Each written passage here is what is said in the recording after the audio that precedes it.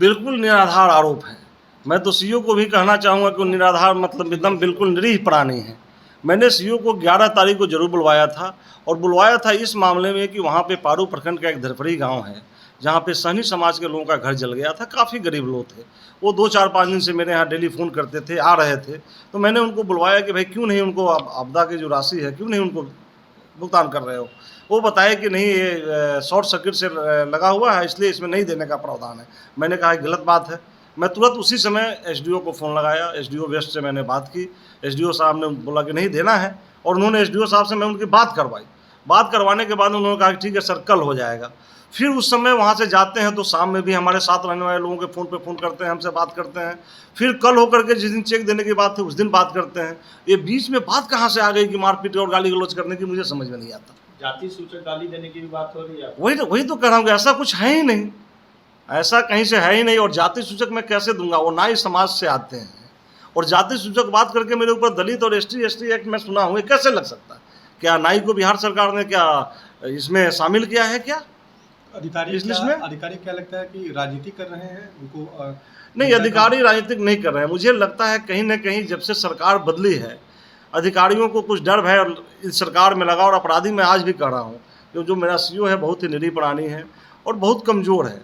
कहीं ना कहीं से 534 सीईओ में सबसे पीछे पावदान पे है, और वो खुद अपराधियों के हाथ में चले गए हैं। और बहुत लंबी बात है, मैं आपको नहीं बता पाऊंगा, लेकिन आपके माध्यम से शासन प्रशासन को मैसेज देना चाहता हूं कि उनके प्रधान सचिव हों विभाग के, तब एसपी हों, सीनियर एसपी हों, तब डीजीपी हों, तब कोई भी पदाधिकारी अगर हमसे बात करना चाहें तो मैं डिटेल में बताऊंगा। और डिटेल में जब बात सुनेंगे तो उनके पाँव से धरती खिसकने लगेगी कि इतना भी गंदा पदाधिकारी हो सकता है, इतना गंदा काम कर सकता है इस बिहार के अंदर, और नीतीश जी के सरकार के अंदर मुझे समझ से परे है कि इतना गंदा काम भी हो सकता है। लेकिन मुख्यमंत्री को पत्र लिखेंगे, शिकायत करेंगे? नहीं, मैंने पत्र प्रधान सचिव को दिया है, विभाग के प्रधान सचिव को दिया है, डीएम को दिया है। इसके पहले भी, आज से 6 महीना पहले भी मैं डीएम साहब को दिया था। डीएम ने उनके विरोध में प्रपत्र कब भर करके विभाग को भेजा हुआ है। पिछले साल जुलाई में प्रपत्र कब भर के भेजे हुए हैं, उसके बाद भी विभाग ने कोई सुनवाई की। उनके आरोप के क्या मायने हो सकते हैं सर? क्यों इस तरह? उनके आरोप के मायने आप समझ सकते हैं कि मेरा क्षेत्र पश्चिमी दियारा क्षेत्र है, क्रिमिनल आतंकियों का वहाँ पे हमेशा अड्डा रहा है। और एक मामला निकल करके आता है जो मेरे दिमाग में भी समझ में आई है, क्योंकि वो भी पिछले 3-4 दिनों से वो छुट्टी पे है सीईओ। लेकिन परसों जो है एक म्यूटेशन उन्होंने किया है, जो म्यूटेशन अरबों की संपत्ति का है। वो लगभग करोड़ से ऊपर की संपत्ति है देवरिया। वो यहाँ पे देवरिया स्टेट के मालिक पटना ही रहते हैं। वहाँ पे ये आपराधिक किस्म का आदमी, जो नाम लेना भी अच्छा नहीं समझता, एक तुलसी राय है।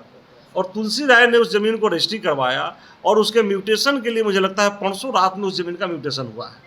इसलिए पदाधिकारी किसी न किसी रूप में वैसे गलत लोगों के हाथों में चला गया है। और मुझे अब इस बात का डर है, मैं आप लोगों के माध्यम से शासन प्रशासन को बताना चाहता हूँ, क्योंकि वो जो तुलसी राय कुख्यात अपराधी है, सालों साल जेल रहा है, आज भी 20 मुकदमा उस आदमी के ऊपर चल रहा है। और उस तरह के भ्रष्टाचारी लोग, पिछली बार हमको फंसाने के लिए कि मैं चुनाव नहीं लड़ सकूं, इसलिए 2016 में वहाँ के एक मुखिया थे, जिस पंचायत में मैं रहता हूँ, वहाँ के मुखिया अमर भगत जी, अमर भगत की हत्या होती है। मैं दिल्ली में था और उसमें नेम्ड FIR मेरे ऊपर करवाया जाता है। वही तुलसी राय बैठ करके अमर भगत के पिताजी के पास बैठ करके रोते गाते मेरे ऊपर FIR करवाते हैं। लेकिन 15 दिन के अंदर में पुलिस जब पूरा डंपिंग वहाँ करके पूरी जांच करती है, वही तुलसी राय जेल के अंदर जाता है कि तुलसी राय ने ही हत्या करवाया था। तो ये हत्यारा हो सकता है, ये सीईओ से भी मेरे ऊपर केस करवा करके और सीए के ऊपर कुछ ये करे ताकि मैं फंस सकूं। इसलिए मैं शासन प्रशासन से आप लोगों के द्वारा मांग करता हूं कि ऐसे सीईओ को कहीं ना कहीं सुरक्षित रखा जाए, ताकि उसके ऊपर कोई हमला ना हो, कुछ गलत काम ना हो उसके साथ। आपके ऊपर जो FIR, ऐसे लोग जो इस काम को करवा रहे हैं उनको भी सजा मिलनी चाहिए।